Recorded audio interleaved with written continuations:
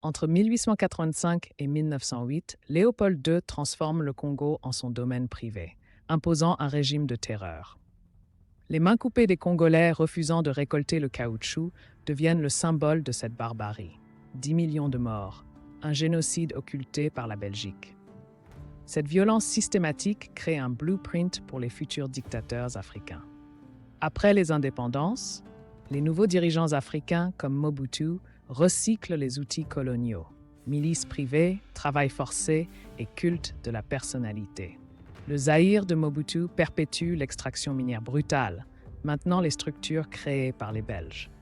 Les archives révèlent que 70% des techniques répressives post-1960 sont des copies directes du système léopoldien.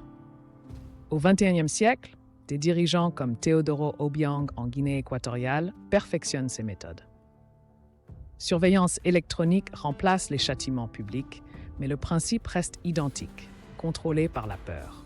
Les sociétés minières belges et françaises continuent de financer ces régimes, reproduisant le schéma ressources contre silence du temps colonial. Les rapports de l'ONU révèlent que 60% des techniques de torture en Afrique centrale descendent directement des manuels belges des années 1900. Les enfants soldats d'aujourd'hui subissent les mêmes traumatismes que les porteurs congolais d'autrefois. Pourtant, la Belgique refuse toujours de restituer les archives compromettantes, entravant toute réconciliation. Des mouvements comme Lucha en RDC combattent cet héritage en exigeant vérité et réparation. La jeunesse africaine réclame l'accès aux archives coloniales, preuve que l'ombre de Léopold II plane encore. Comme le dit un activiste, on ne peut guérir sans savoir comment on a été blessé.